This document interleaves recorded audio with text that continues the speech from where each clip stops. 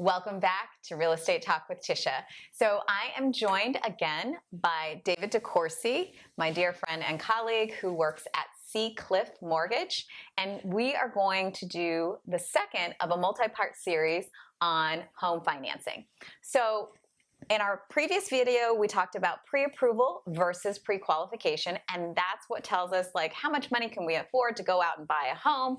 Now that we've gotten pre-approved, we found the house of our dreams, we've gotten under contract and opened up escrow. So now we're going to talk about what's the process from here. What's the loan overview process, and kind of tell our viewers what they can expect after they get under contract. Okay. The first thing we do is once the contract's accepted, we compile a complete file. Right. And that file is comprised of not only the income documentation that you gave me earlier, but things from the escrow company, the escrow instructions, a signed copy of the purchase agreement, and the preliminary title report. Okay, great.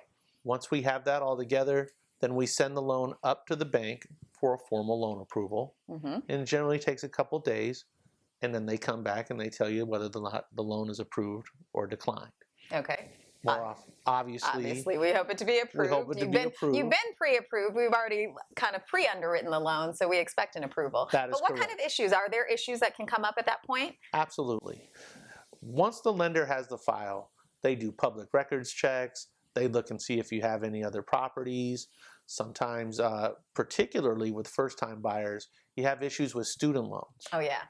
Because student loans are reported one way on the credit report, but a lot of times lenders calculate the payment at a much higher number. So there might be a discrepancy between what's on the credit report and what actually is being paid. That is correct. Okay. And so you have to work that out to make sure that they still qualify within the debt to income ratio guideline. And so those kinds of issues are going to be detailed out in the loan conditions along with the pre-approval. That is correct. Okay. So we'll have to tick through, during the escrow process, we'll have to tick through the conditions that the lender sets forth.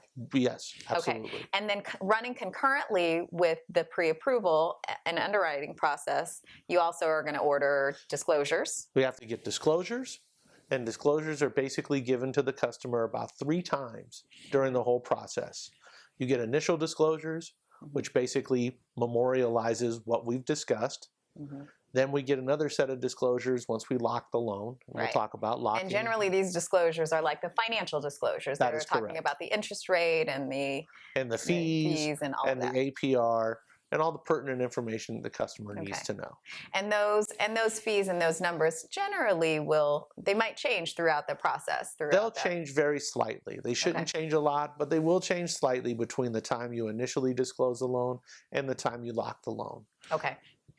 Okay, and then after the disclosures, you're able to order then? After the disclosures are done and the loan is approved and the appraisals come in, then you can order your loan documents. Okay. And the loan documents are given to the escrow company, and then the customer goes in and we're in the home stretch. We're in the home stretch. Okay, so then you will get, right before you're signing your loan documents, you'll get your final set of disclosures? That is correct. The CD? It's called the CD. It's called the closing disclosure. Okay. And what the closing disclosure is all of your final numbers, and they'll be the numbers that are on your loan documents. That's always the disclosure that I'm waiting for at the end of a transaction. I'm like, is the CD out? Is the CD out? Because we know from there, then the final loan docs can be signed 3 days later. 3 days later.